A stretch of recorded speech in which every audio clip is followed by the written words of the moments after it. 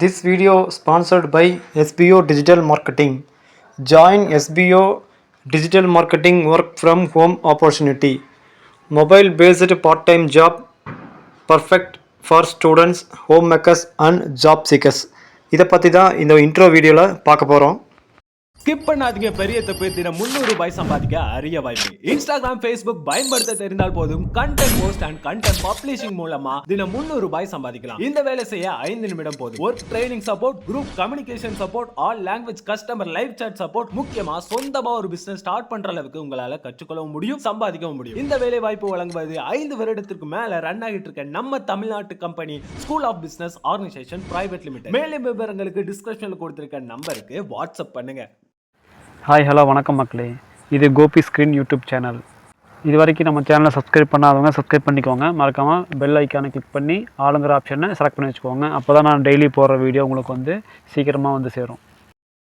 இன்றைக்கி நம்ம வீடியோவில் உமன்ஸ் வேர்ல்டு கப் 2025, அதாவது இப்போ நடந்துகிட்ருக்கிற வேர்ல்டு கப்பு பற்றி பார்க்க போகிறோம். இந்த 2025 வேர்ல்டு கப் 8 நாடுகளை உள்ளடக்கியதாகவும் இது 31 போட்டிகளை கொண்டதாகவும் அமைஞ்சிருக்கு. அந்த 8 நாடுகள் என்னென்னு பார்த்துட்டோம் அப்படின்னா, England, Australia, New Zealand, India, Sri Lanka, Pakistan, Bangladesh and south Africa. இந்த 8 நாடுகள் கொண்டது தான் இந்த 2025 வேர்ல்டு கப். இந்த 2025 வேர்ல்டு கப் 31 போட்டிகள் கொண்டது. நேற்றோட 30 போட்டி முடிஞ்சுது. அதாவது செமிஃபைனல்ஸ் எல்லாமே முடிஞ்சு, ஒரே ஒரு போட்டி ஃபைனல்ஸ் மட்டும்தான் இருக்குது. அந்த ஃபைனல்ஸுக்கு யார் குவாலிஃபை பார்த்தீங்கன்னா சவுத் ஆஃப்ரிக்காவும் இந்தியாவும் தாங்க. நேற்று நடந்த செகண்ட் செமிஃபைனல் போட்டியில் இந்தியா அபாரமாக வெற்றி பெற்றிருக்கு. ஆஸ்திரேலியாவை அதிகபட்ச ரன் சேசிங் மூலமாக வின் பண்ணியிருக்கு. ஃபஸ்ட்டு பேட்டிங் பண்ண ஆஸ்திரேலியா 338 ரன்கள் மட்டுமே அடிச்சிருந்தது. அதை எதிர்நோக்கி ரெண்டாவது பேட்டிங் பண்ண இந்தியா 9 பால் மிச்சம் இருக்கிற நிலைமையிலையும் 5 விக்கெட்டு கையில் இருக்கிற நிலைமையிலையும் 341 ரன் அடித்து ஒரு வரலாற்று சாதனையாக அந்த வெற்றியை பெற்றிருக்குது. இது வரைக்கும் செமிஃபைனலில் சேஸ் பண்ண அதிகபட்ச ரன் நேற்றுக்கு அடித்த 341 ரன் தான்.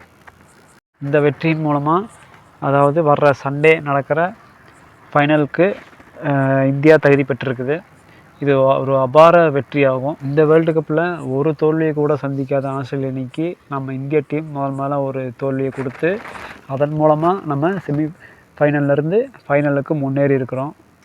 இந்த உமன்ஸ் வேர்ல்டு கப் 1973 நடந்துகிட்ருக்கு.